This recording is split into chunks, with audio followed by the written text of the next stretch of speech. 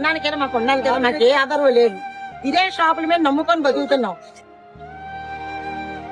మన వైజాగ్ లో ఎంతో ఫేమస్ అయిన ఫుడ్ కోర్ట్ అయితే తీసేస్తున్నారు.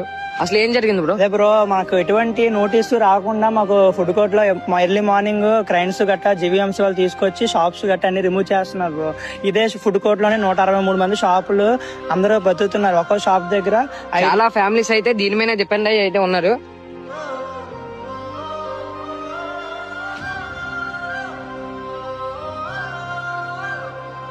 ఈ ఫుడ్ కోర్ట్ మీద కొన్ని వేల కుటుంబాలు బతుకుతున్నాయి. 167 షాపులు బతుకుతున్నారు. మేము అడిగినందుకు ఈ బండి తీసుకెళ్తుంటే ఆడవాళ్ళు అందరూ అడ్డుకున్నారని ఒక ఆవిడికి చెయ్యి ఎరగొట్టారు పోలీసు వాళ్ళు.